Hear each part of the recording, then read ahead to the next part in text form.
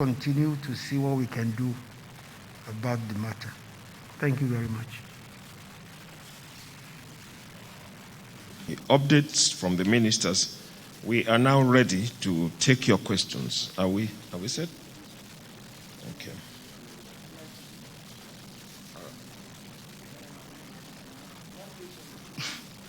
Okay. Good afternoon, sirs. Members of the Presidential Task Force on COVID-19.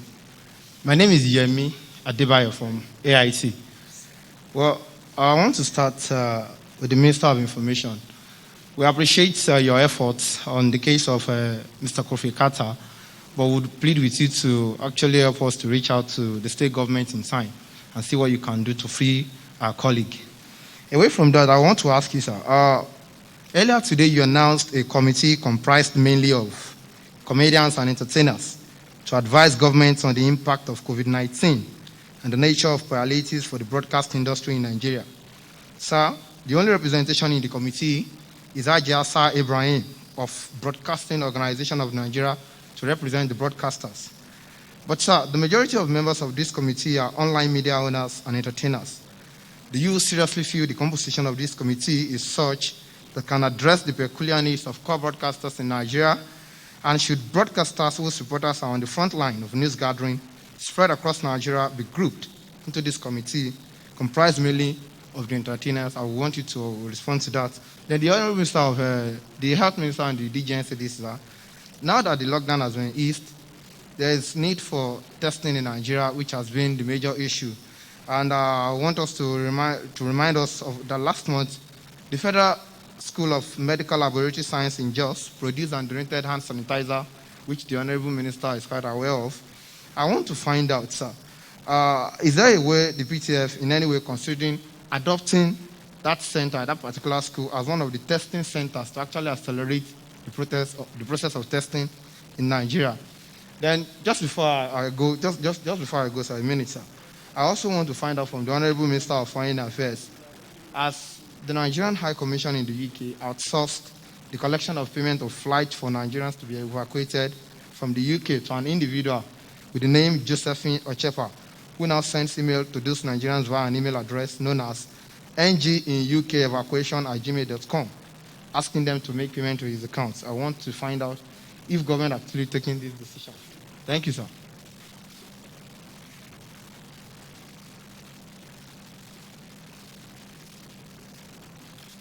My name is Felix Onwa. I'm from Reuters.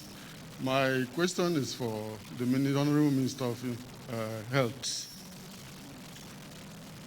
Nigeria, which has 15% of Africa's population, has so far carried out 2% of testing.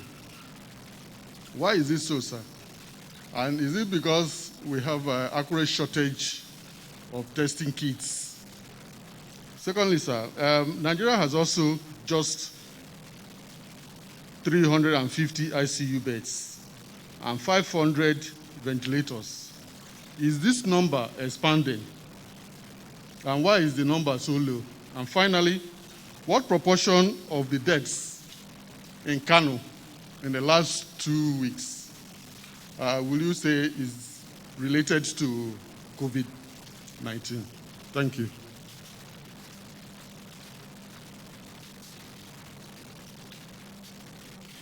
The Chairman, National Coordinator, members of the PTF, my colleagues. My name is Amaka Ode. I report for Arise News. And my first question really is for the National Coordinator. Unfortunately, I can't see his face due to the podium. But we need clarification on the curfew, because there's been a lot of complaints, especially from health workers and even journalists like myself, because some of us close as late as 10 p.m., some midnight. And even here in the FCT, the officials are saying this curfew has no exemption. It doesn't matter if you are a medical doctor or a journalist, you're not allowed to move around. So we need that clarification from you. And the next question is for the Minister of Health. Well, all of this controversy is concerning what is happening in Kano.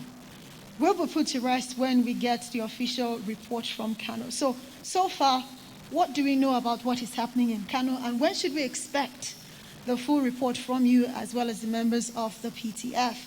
And the chairman of the PTF, this one is for you. Well, it still talks about looking for local solutions to COVID-19. We want to really find out, have we tried to put to test any of the solutions that different people are bringing forth that they have for this coronavirus, okay, between you and the Minister of Health, really? And have we tried to put any of this test, what they've claimed? We've seen the Oni of Ife, we've seen some medical doctors say they've come up with cures for coronavirus. Have we put them through a trial to find out if they are potent or not, or we're just dismissing them because they are from home? And finally, well, the chairman of the PTF, they said you should consider changing the nomenclature from isolation centers to treatment centers, since we're speaking about stigmatization against those who have been confirmed. And this is a comment from the chairperson of the Albino Foundation, and he's saying the Minister of Humanitarian Affairs, his members have not received any palliatives, that he is the chairman of people living with disability. No palliatives for them, so we need your comments on that. Thank you.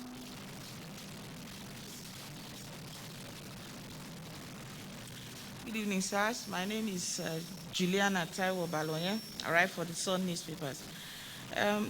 This is for you, SGF Information Minister and the coordinator. You might wish to, just a follow-up to what my colleague said.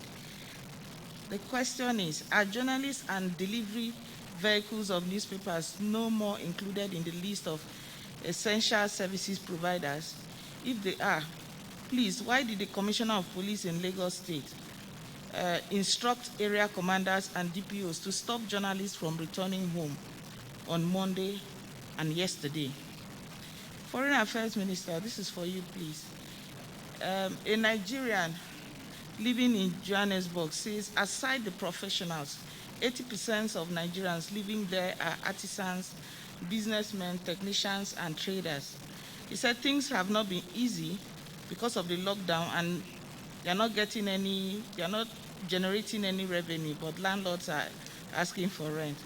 But they are excluded from palliatives that the government there is sharing. So he's asking, what can the PTF or the ministry do in terms of diplomacy to help to address this, their plight?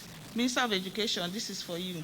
We understand that some tertiary institutions are already giving students, parents deadline to pay for the next session. A student enrolled in the University of Ibadan Distance Learning Center said they have been given June as the deadline to pay their fees, which must be 100% payment, without which students will not have access to the portal for study materials, nor allowed to write exams. He also wants to know what the government can do to address their plight. Thank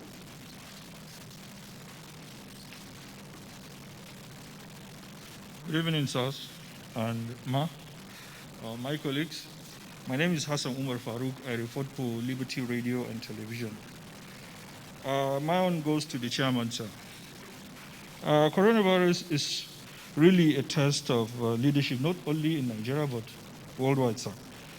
No trained and licensed health worker with conscience will allow the patient that rushed to his facility to die if he has the competence, skill, and equipment to manage such case. At the onset of this pandemic, the Ministry of Health excluded private health facilities from managing COVID-19 cases. If I'm right, effective management of patients start with correct diagnosis, sir. Unless certified and accredited to NCDC. It is recorded that over 70% of sick Nigerians visit private health facility for their health care need, if nothing else, for the proximity to their local environment. This is a fact, sir. These private health facilities are more in remote areas where a majority of Nigerians reside. The earlier some of these private health facilities are empowered at least to test for COVID and repair on time, the better of our morbidity and mortality indices will be. Please, sir, this blanket exclusion for private health facilities is, if not reviewed, will be counterproductive, sir. Thank you very much.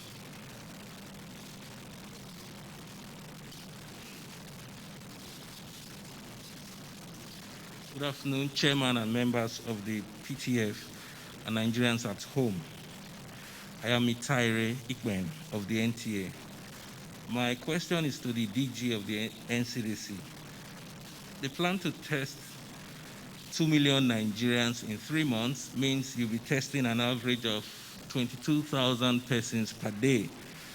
And as at the last update you gave us, we test about 2,000, we carry out about 2,000 tests per day. So how do you intend to scale up to 22,000 per day on the average going forward? And again, will the criterion for testing still be that one exhibits symptoms of coronavirus, or anyone can walk to a test center to get tested? And I want to also ask you, sir, what's the composition of the reagents which is used for testing, and why is it impossible for it to be produced here in Nigeria? Is it that our chemists are not equal to the task, or they have not been sufficiently challenged?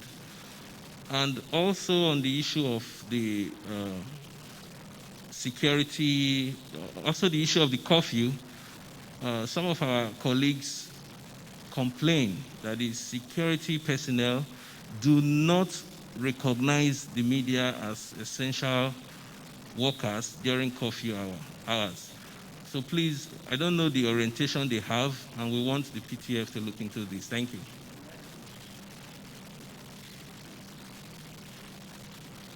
Good afternoon, sirs. My name is Friday Okerigbe. I'm a reporter with Channels TV.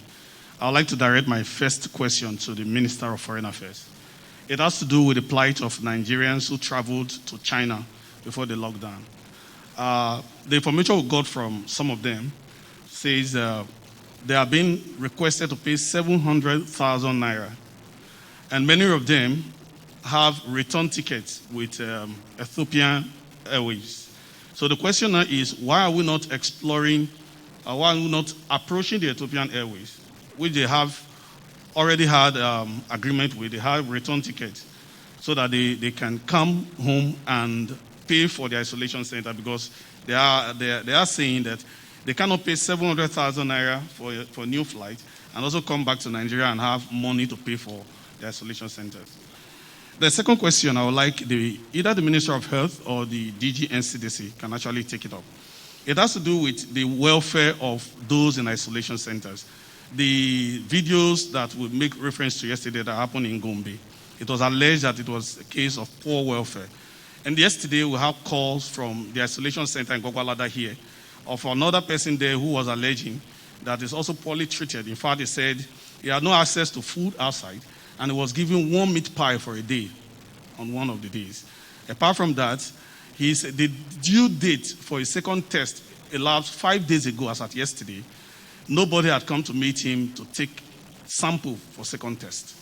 And when he approached the doctor told him they have run out of test kits. So I'd like you to respond to that. And I also noticed that this month alone, out of the 98 fatalities we have recorded, unfortunately, my calculation shows that we have actually recorded over 40% for this month alone. What is actually responsible for that? Thank you.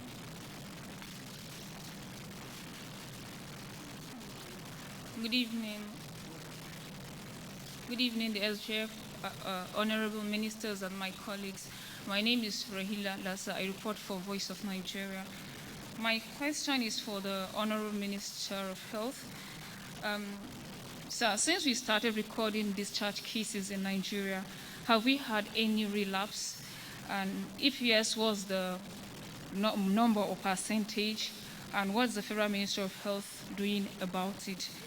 Secondly, you said earlier that about 80% of people that tested positive to COVID-19 recover without intervention.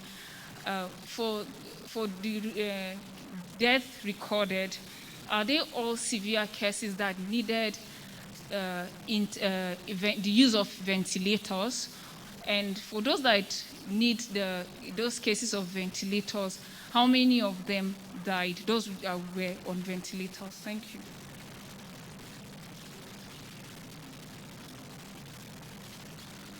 Good evening, SGF, honorable ministers, and the DG and my colleagues. My name is Femi Akonde.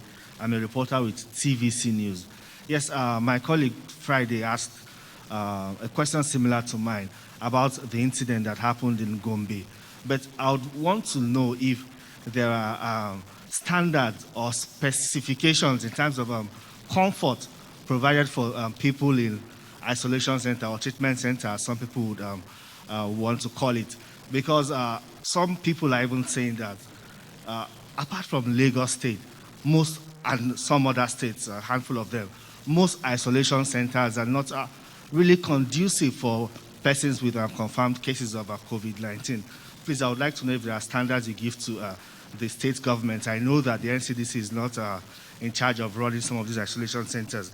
And this question is from an Abuja-based journalist, Leon Usigbe. He's asking the chairman of the national coordinator of the task force. It says, how does the interstate restriction affect conveyance of corpses? Morgues are full because people can't bury their dead. My mother's body has been in the Maitama District Hospital, Abuja morgue since the 5th of April. As a Catholic, she ought to have been buried within 2 weeks. We need to take her to Uromi, Edo State, for burial. What do we do? And the Minister of Information, thank you very much for following up on Kufre Kata's plight. I asked the question on Monday. Thank you, and we hope soon he will be freed. Thank you.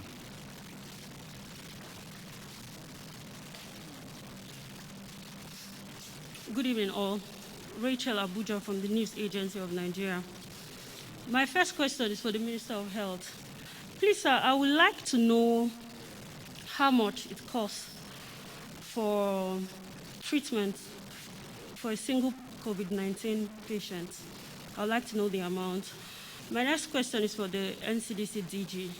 Now, in order to scale up testing, some countries are adopting pooled sample testing.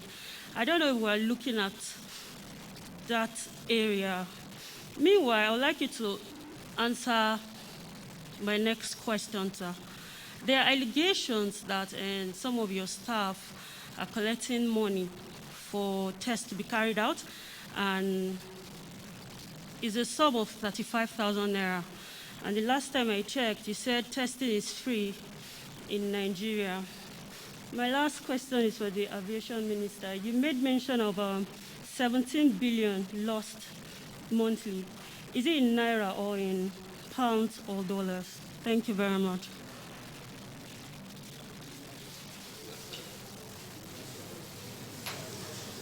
Thank you. We have taken all the questions for the day.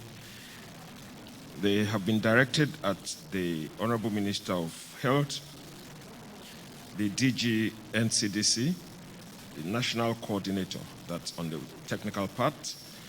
Then we'll be taking responses from the Honorable Minister of Aviation, Honorable Minister of Humanitarian Affairs, Disaster Management and Social Development, Honorable Minister of Information and Culture, Honorable Minister of Foreign Affairs, Honorable Minister of State Education, and the SGF.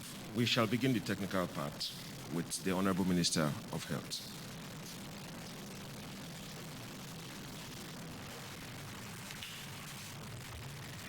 So thank you for the questions.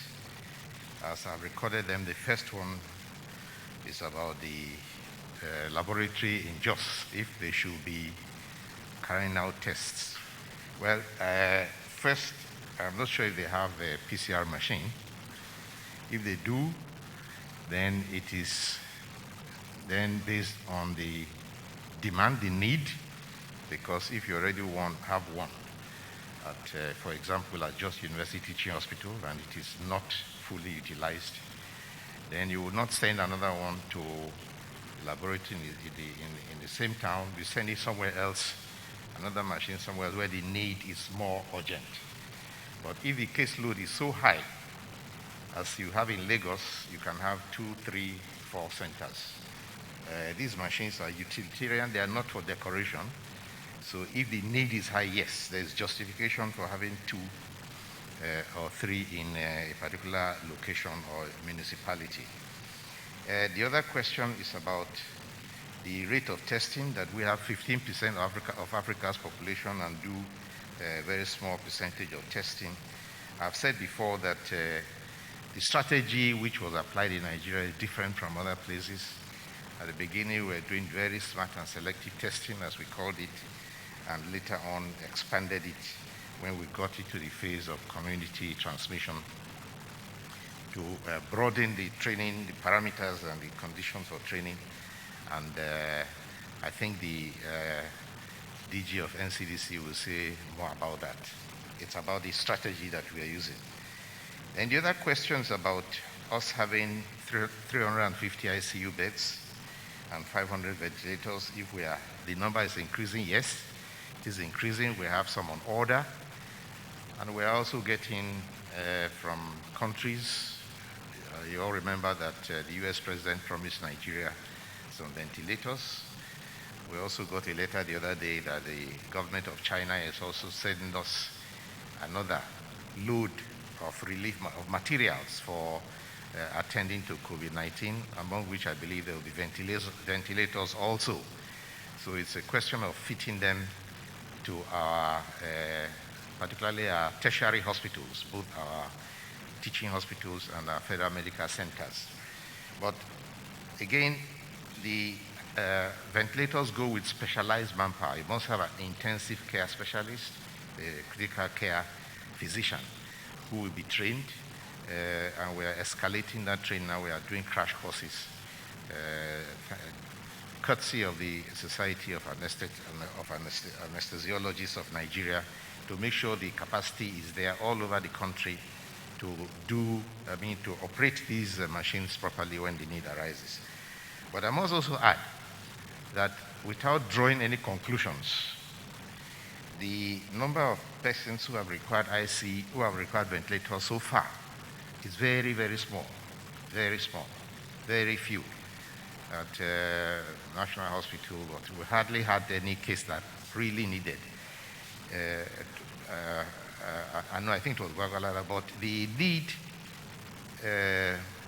for those who have serious manifestations has not been more than adding oxygen. So if you add oxygen to the air they breathe, it has worked.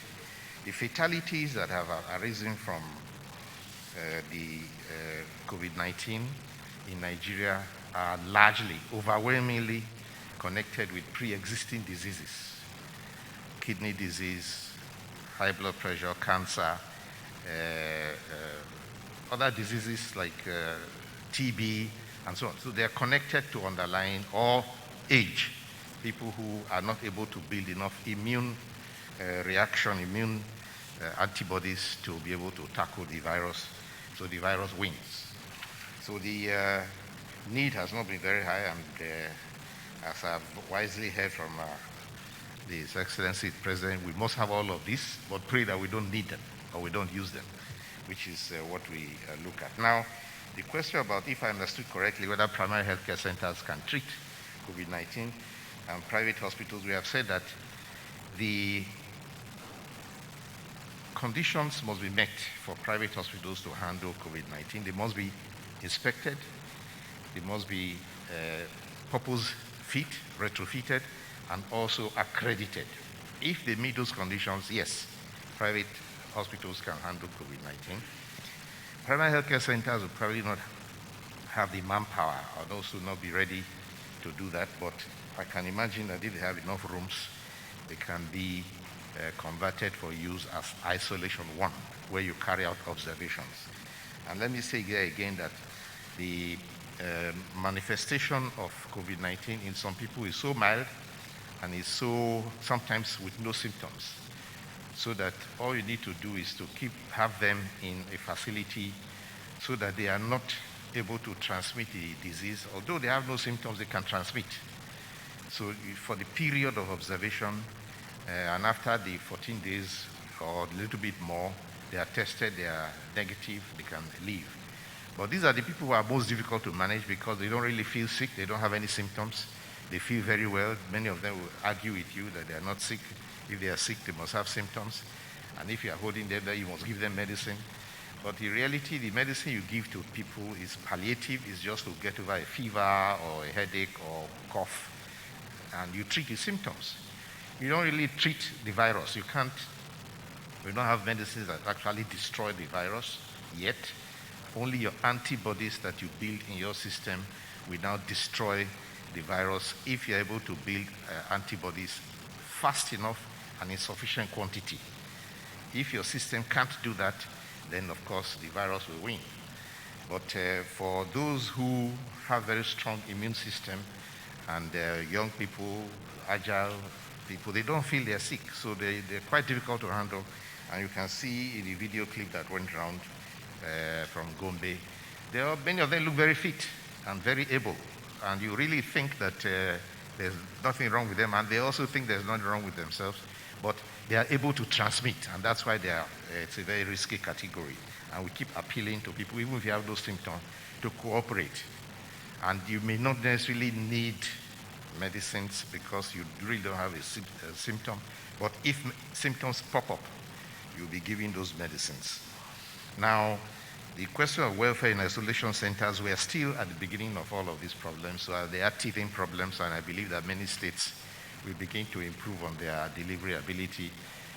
There are some, of course, who have never really operated isolation centers before.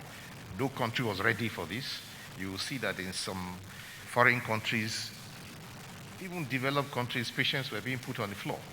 It happened. We saw them in videos. And some of them they had to put on the veranda and so on. So all countries were overwhelmed.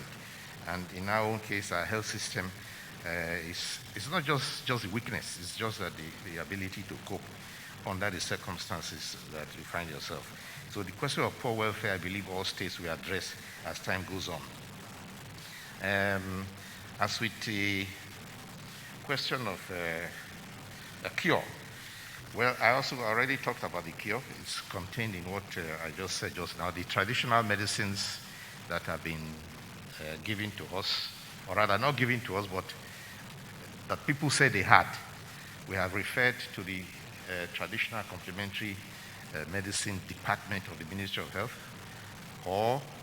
and to the Nigeria Institute for Pharmaceutical Research and Development to evaluate. But some of them who have written to me that they have the medicine have asked me to give them 10 patients so that they can cure them. Give me 10 or give me 1 so that I will cure him and you will see that it works. But we don't do it like that in medicine. We don't have human guinea pigs that you give to somebody to cure, to prove to me that it works. I should give you 10 people's lives, which is, it doesn't work that way at all. So anybody who knows that you have a cure, you must prove to me that you actually tried it and that it worked.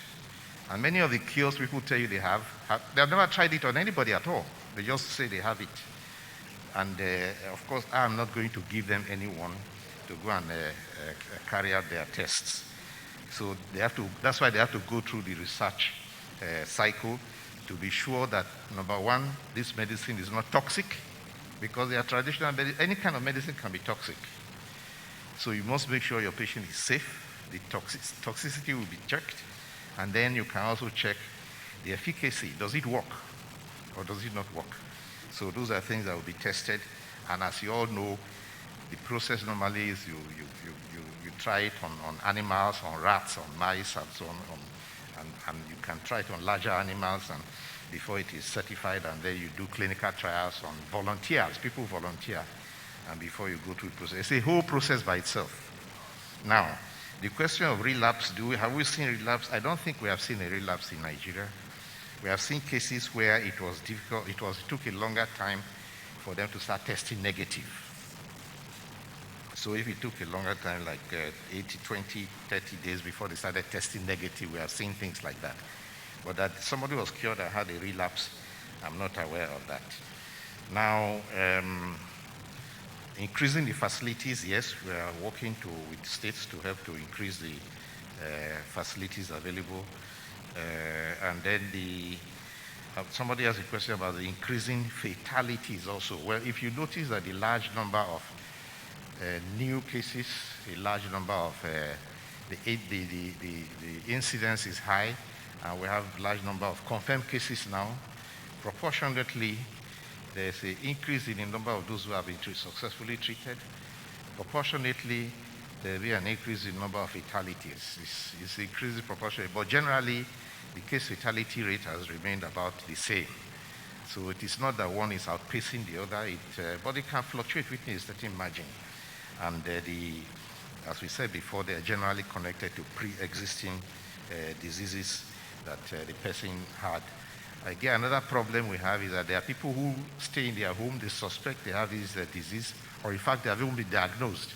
But instead of presenting themselves for treatment, they go into hiding. And they hope somehow, or take medicine, native medicine, I don't know what they do, but by the time it's getting very bad, that's why they rush to hospital.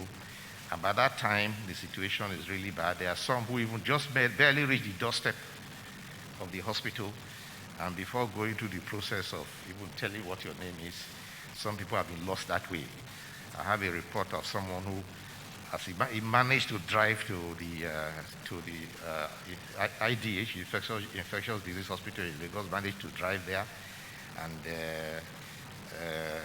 he opened the door of his car, came out, and I think he went to get something and collapsed. And he was, that's an example of someone who waited till last minute, trying to cure themselves with some other means. So that one adds to the fatalities that we have, which we need not be that way. So we have already talked about the use of ventilators. Relatively few have ever been used here.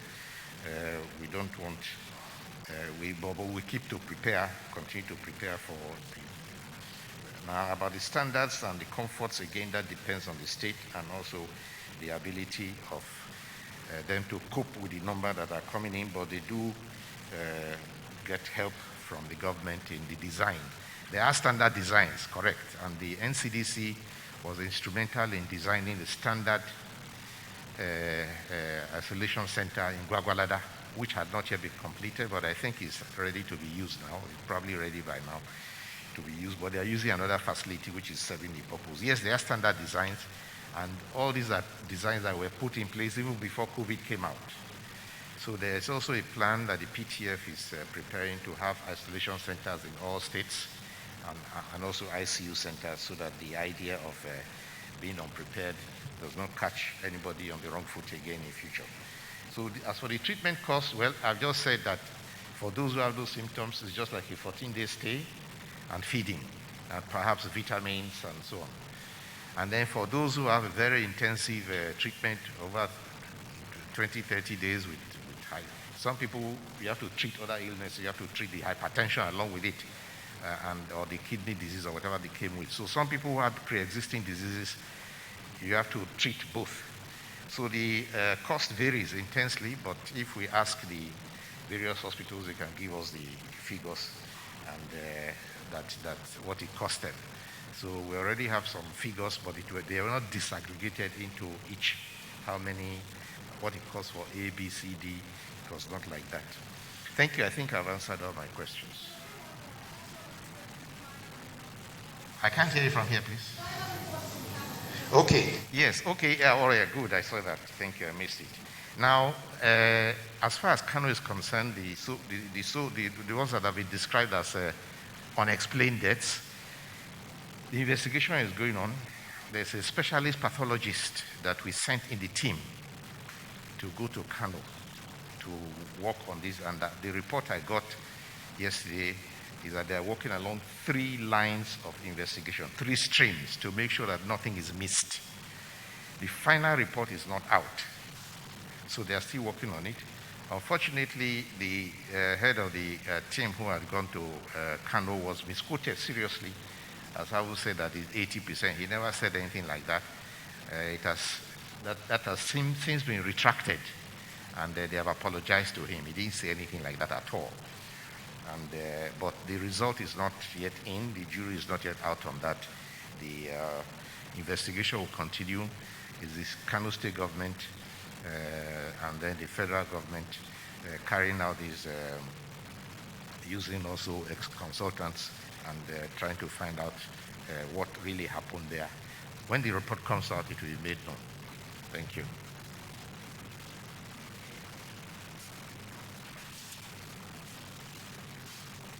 So thank you very much. I think all the questions today are on testing. The Honorable Minister has already answered the first one on the proposal for a new testing centers. I think our guidelines are very clear. what I'm happy about is this week we have a team looking at Owerri, Port Harcourt, Owerri, and Anambra, as well as another team in Gombe and Yola. So very soon we'll have 5 more labs, hopefully if everything goes well, because sometimes we go to a lab, they're not ready, we tell them what to do, 1, 2, 3, 4, 5, and they have to come back in whenever we have time to send another team. So that we're inspecting labs doesn't mean that they will all get accredited. So, but then 5 locations this week, and we keep pushing for other locations. In terms of testing numbers, yes, when we say 2 million over a 3-month period, I mean, it's too simplistic to divide that over 90 days and arrive at an average per day, because we're scaling. So we'll start from the baseline where we are, and we'll get to the numbers where we want to get to. It's still dependent on the supply chain, but there's nothing that we're working harder on every day. This morning I was with Sani Aliyu, seeing how we can push the Global Fund to accelerate the deployment of some of the gene expert reagents down to Nigeria. So we're all working very hard to accelerate that. And once we do that, then we will scale. The scaling will now mean that we have the reagents to test. Getting the samples in will depend on a collective effort with state governments and everyone across the country to make sure that the samples are actually collected. Friday had a question on... Friday, can you remind me of your first question before I get to the pooling?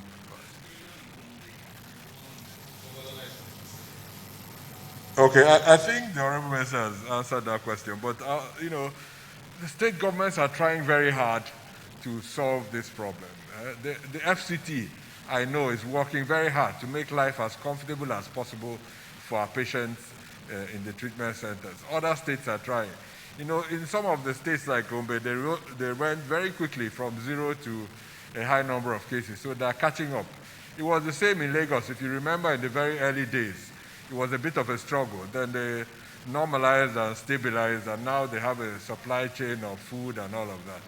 So it's a challenge when you have, in Kano, 50, 60 new patients coming into the treatment centers that have just been established. So just like we're working on the supply chain for reagents, states are working on supply chain for drugs, for food, for water, for airtime, and I'm confident they're really trying to make life possible. Yes, there have been some challenges in Gombe. All of us saw that video. It wasn't the most pleasant representation of the efforts.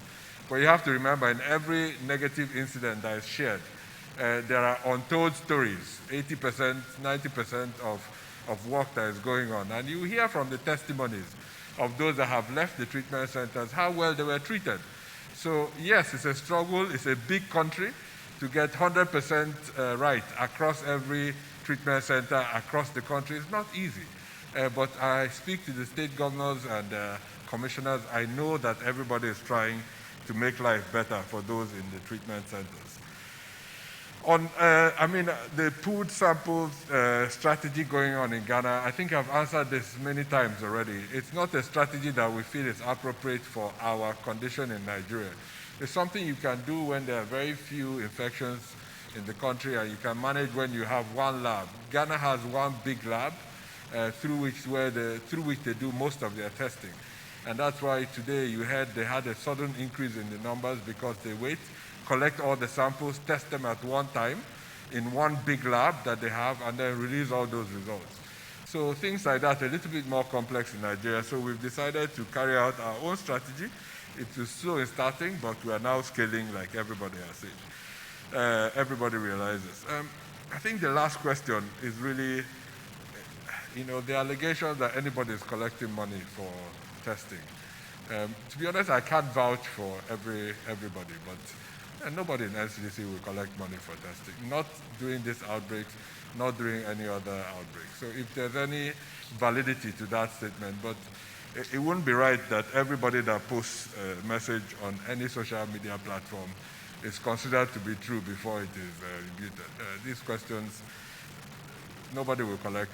A simple answer: we don't collect money for testing. We never have.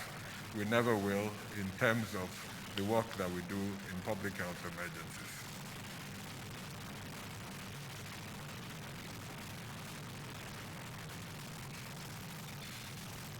So I have, I think, a few questions. The first one had to do with, I think there was a question about ventilator survival.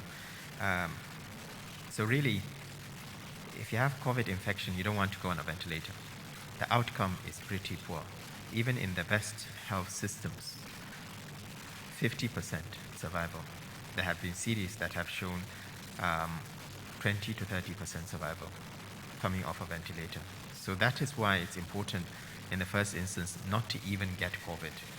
Because if one gets COVID and you happen to fall within the risk groups in terms of immunosuppression, or the elderly, or diabetes, or cardiovascular disease, and you end up on a ventilator, you have a greater chance of not coming off the ventilator, even in the best health systems.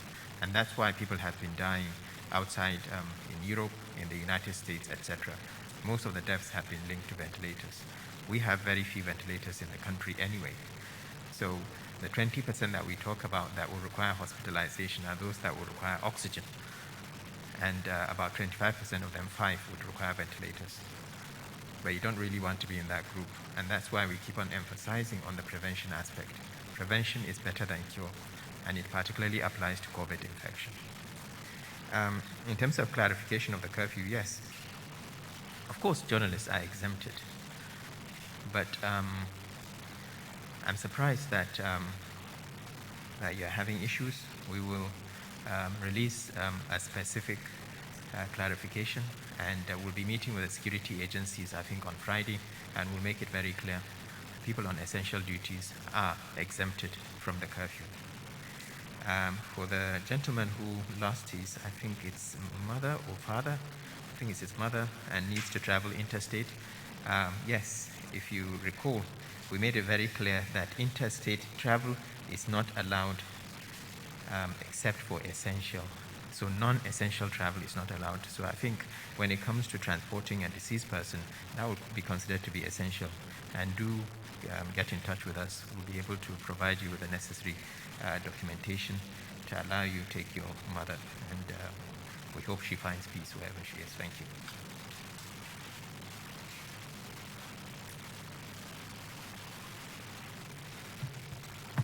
Well, regarding to the question of whether the figure we quoted was in Naira or in dollar, perhaps I may use the opportunity to give you our own estimates in civil aviation based on what we have, the trend of events prior to COVID-19.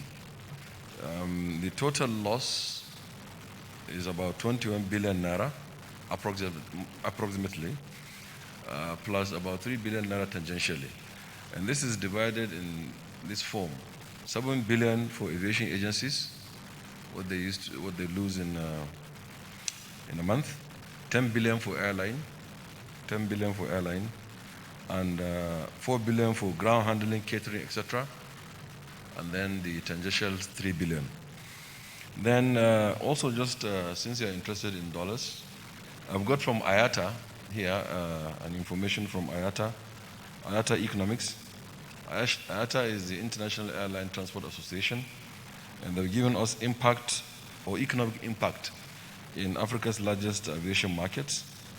That for Nigeria, lost airline revenue, this time around only airline revenue, is $994 million. And in terms of employment at risk, in Nigeria is 125,370. Loss of contribution to the GDP of the country is $885 million. Now, these are IATA figures. And finally, to say that because it is service nature, service industry, it's not like Honorable Emeka Nwajibo's shop in Aba, which I know he has. If he's not able to sell his spare parts, they are there. It means it's only a delayed income, so to speak. But because the airline is service thing, I have not provided the service. I am able to do so. You have not flown, so I've lost it. I cannot regain it. I cannot sell it tomorrow. The one I sell is tomorrow is meant for tomorrow, and there's no way I can come back up with it. So this is the situation of civil aviation. It's really a pathetic one. We're all crying, And I can guarantee you several airlines are not going to come out of this, unfortunately. Thank you. Honorable Minister of Humanitarian Affairs.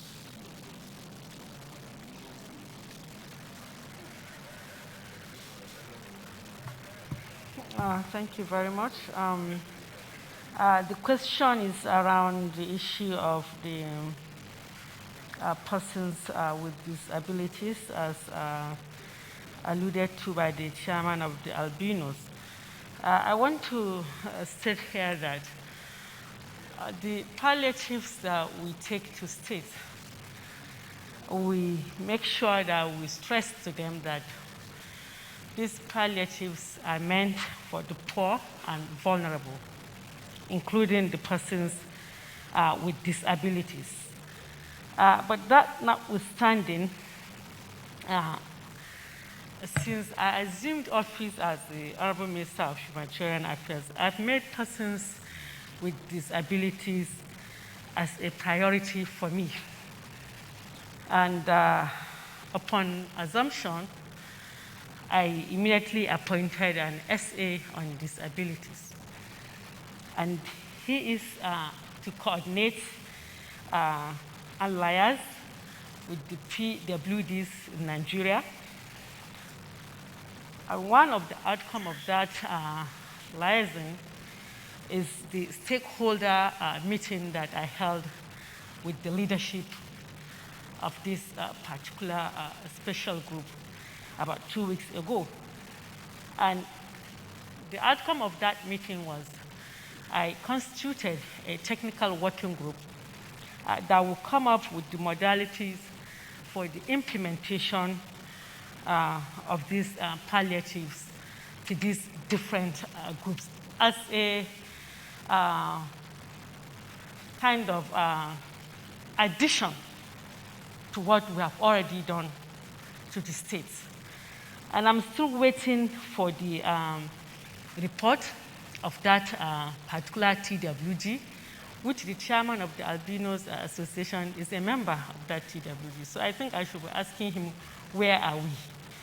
Because I'm waiting for that report for us to see how we can take this intervention to these different clusters of these PWDs. Thank you.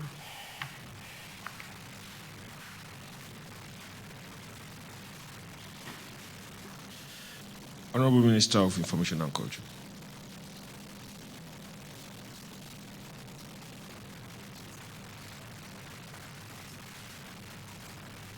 Thank you, Mr. Chairman.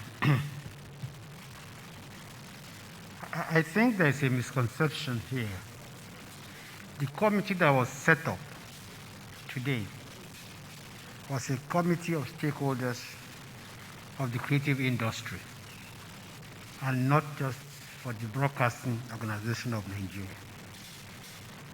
Having said that, the last time I checked, the Broadcasting Organization of Nigeria is the umbrella body for broadcast stations in the country.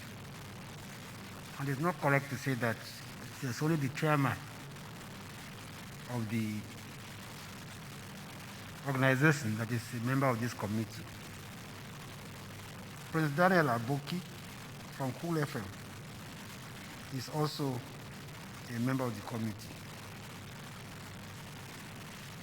And I want to say that the people you refer to as comedians and entertainers, they're actually the people that oil the broadcast industry. They are the people that provide content. And without them, there will be no broadcast industry as we know it today. Now, the committee I set up today, like I said, is for the creative industry, which is very wide. It has television, film producers,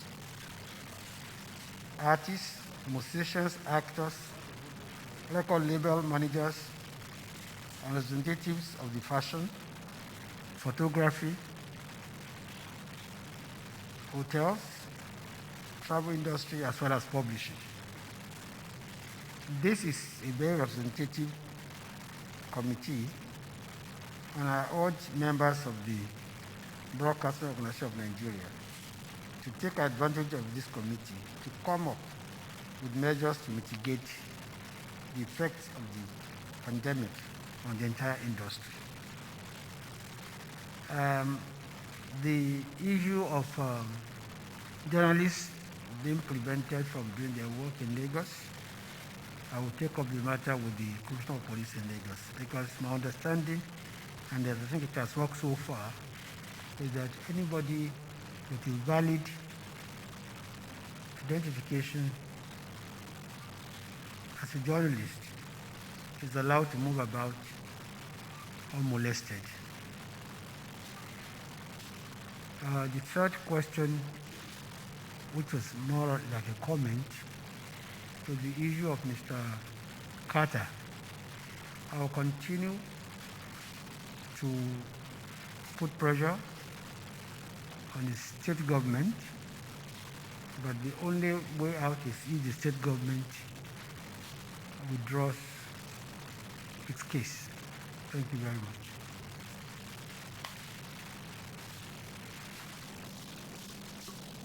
Minister of Foreign Affairs.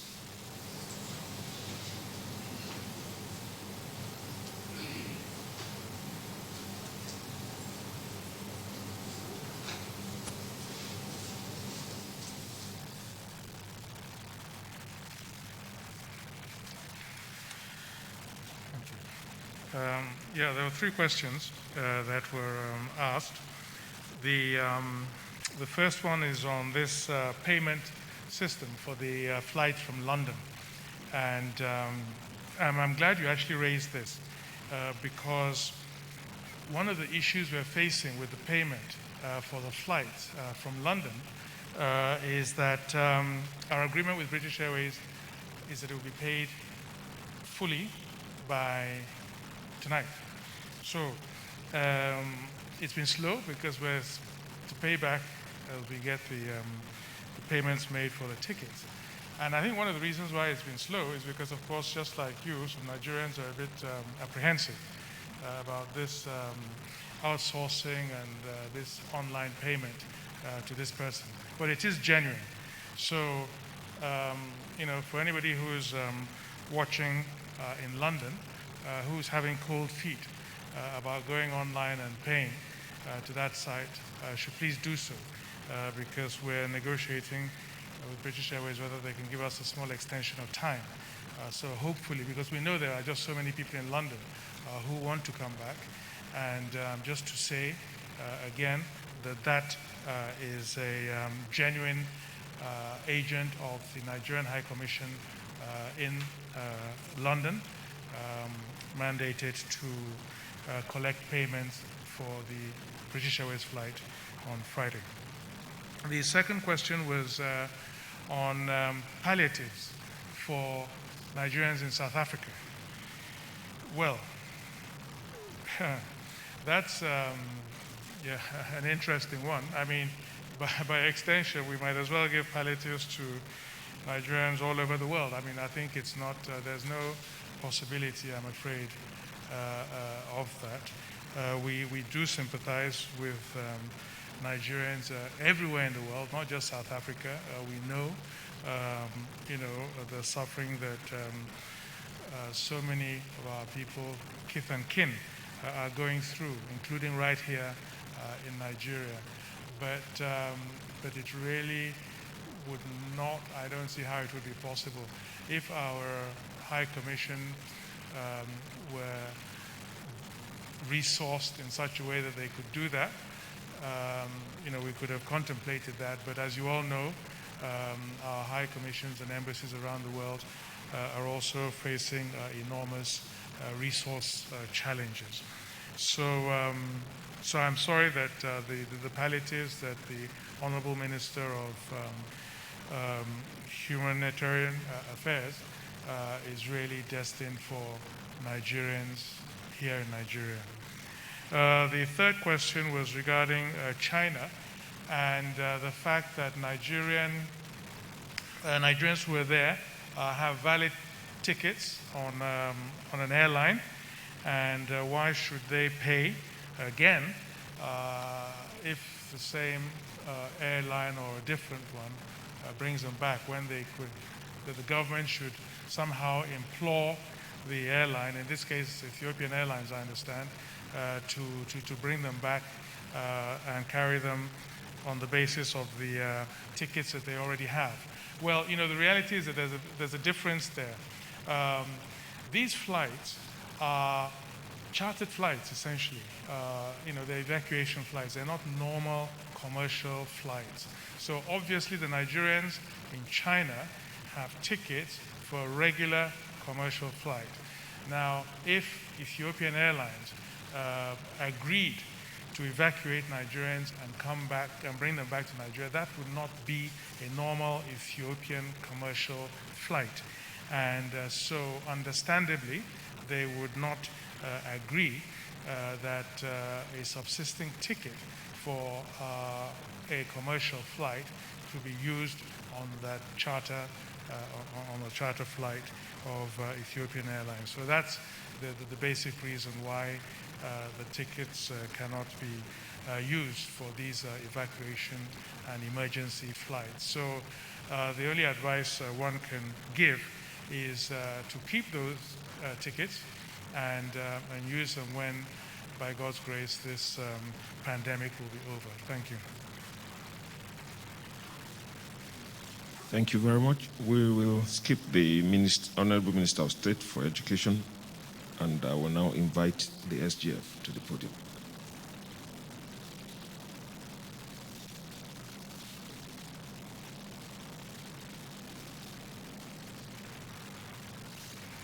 Thank you. I think most of the questions have been answered. I will just gloss over a couple of the questions, but the details have been given by the various ministers and the DG and the national coordinator. Amaka, you asked whether we have tried all the local solutions. I mean, the Honorable Minister of Health has answered that quite expressly about the need to subject whatever has been established in terms of either produced, invented, to some protocol of validation. That has to happen before you allow people begin to consume things that have not been validated by way of the processes through which it's supposed to go through. And I believe the Federal Ministry of Health with its agencies have established those processes. There are agencies of government that have responsibility for validating those kind of produce. I know the National Institute for Pharmaceutical Research is there, the Nigerian Institute for Medical Research and NAFDA are all agencies of the Federal Ministry of Health that have the statutory responsibilities to deal with those things. If there are items that are being invented or created or manufactured, we have the Standard Organization of Nigeria that is supposed to even cross-check and see whether those items that have been created or manufactured meet the required standard for it to be released into the market. My appeal, like I've always done in the last couple of days, is encouraging our researchers and our inventors to subject whatever they have gotten to the proper protocols of validation.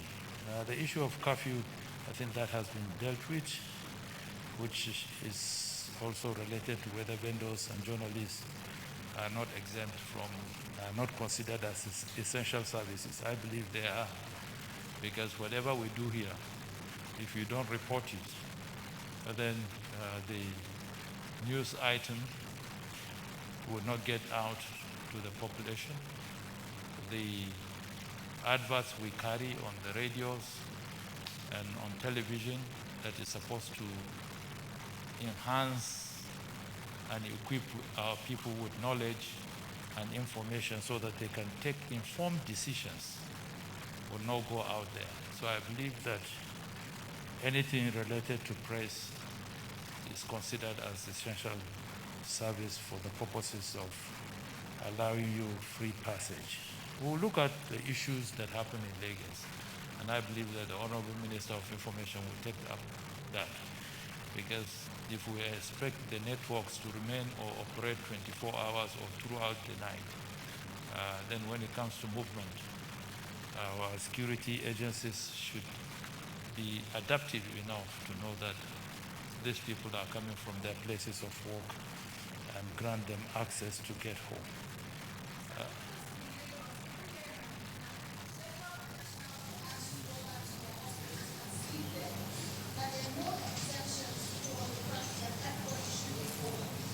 Okay, we will look at that. We will look at that if it is the release of the protocol that did not consider that. I believe that a national coordinator who has the primary responsibility of dealing with that would take a look at it and see how base. Because you need the medical professionals to go and have a rest so that they can refresh and come back with renewed vigor to continue with their assignment the next day. Same with any other person that would have worked a period of 12, sometimes to 14, 16 hours. I think we will look at it and see if it is the narration that did not provide for that. The national coordinator should be able to give the appropriate clarification for the purposes of enforcement. Well, the Honorable Minister for Health has also, because the questions were being referred to virtually 2-3 of us at the same time, he's spoken at length on the issue of private clinic accreditation, particularly the correspondent from, a reporter from Liberty did ask after he had stated the fact, which is when our people are afflicted, the first point of call are the private health facilities that are within their community. I agree with that. But because of the nature of COVID-19, not any and every health facility is properly equipped to deal with those kind of situations. And I'm very sure that is one of the reasons that accounts for the high prevalence of infection with medical and health services workers in the front line. Because there is a lot of protocol around dealing with infectious diseases. That I visited the ones in Lagos and even the ones here. There are red lines you cannot cross. Even if you work in that establishment, there are boundaries you cannot cross unless you are fully kitted. And the kitting is even different from the ones that deal directly with the infected patients, from the ones that are providing only complementary services in the facility. They are marked, there are red lines, there are yellow lines, there are all manners of lines. So it's highly restrictive in its organization. And if you cross any of those lines, you can endanger yourself by getting infected. So it is a thing that we do not, and that is why the Federal Minister of Health has insisted on accreditation. We have to see your facility. We must ensure that you can provide for this categorization in that facility before you be allowed, in your own interest, to take in cases that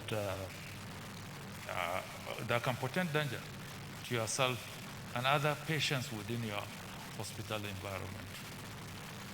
The other question is, well, I will return, the universities. There was a question that had to deal with universities. The Honorable Minister for State Education has asked me to take that. Universities, to the best of our knowledge, don't charge tuitions. So I'm not very sure it's tuition that the university you mentioned charge. It could be some other charges depending on the university, but tuition is not what universities are being permitted to charge. Rachel, next time you hear this kind of, I wouldn't say it's fake news, but the truth about it, I know what it does to somebody who is working his heart out, going around exposing himself and collecting samples. That's one of the most dangerous activity in the management of COVID-19. With an established patient, you already know his status. But with those that you are going to collect samples from, you don't know their status. So it calls for absolute diligence. You must be prepared and trained for it. And you are just out there in the war front, not knowing what would happen to you.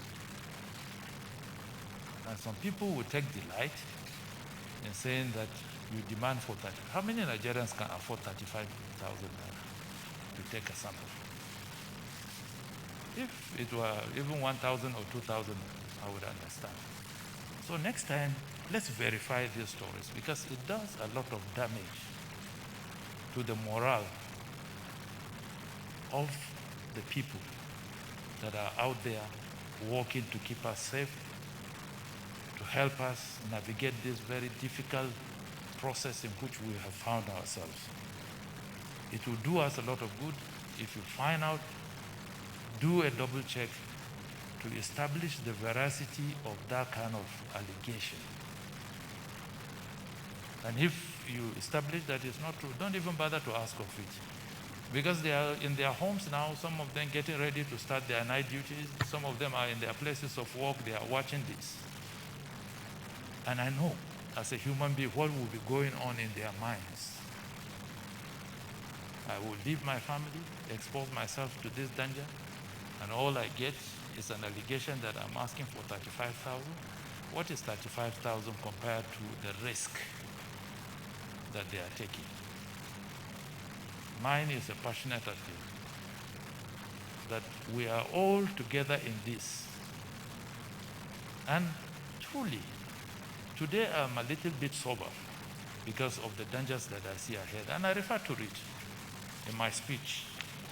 In paragraph 6, I said, early assessment of the ease of lockdown phase indicate that Nigerians are yet to come to terms with the deadliness and the virulent nature of COVID-19.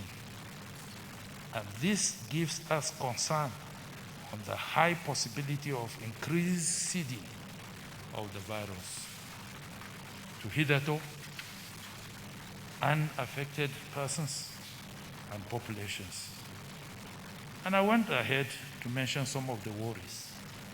One of it is total disregard for the protocols that government has issued. Social distancing, wearing of masks, personal hygiene, ban on interstate travels. We've just thrown them to the winds. And I concluded with a very subtle reminder, not in the characteristics of a president who will say 100,000 would die by this month, but I concluded with a subtle reminder in my paragraph 15.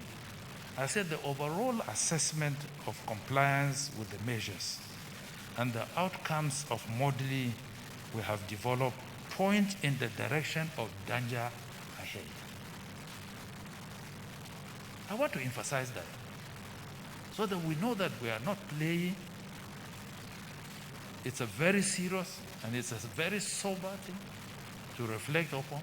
I say it points in the direction of danger. But I proffered a solution by saying, how do we avert it?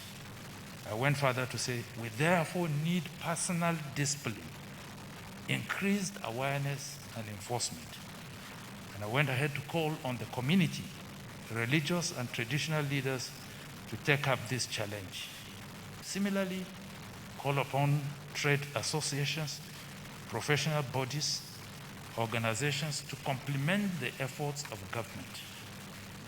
I acknowledge that they have been doing that, but I concluded by saying it is obvious we need to do much more. I conclude with this. It is obvious we need to do much more because we have the collective responsibility to own up to this fight. It is not the federal government's fight. It is not your state government fight. It is your fight for your life. It is your fight for your life. So when we say stay at home, when we say put on a mask, when we say observe social distancing, it is not to protect any of us. It is to protect you first, and by extension, protecting your loved ones and your community. My passionate appeal that we cannot go on like this and expect a different result. Thank you.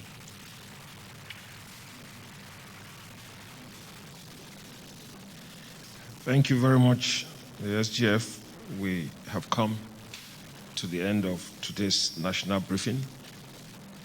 It is true that we cannot go on like this and expect a different result. That's message number one. We must imbibe self-discipline. Message number two is always there.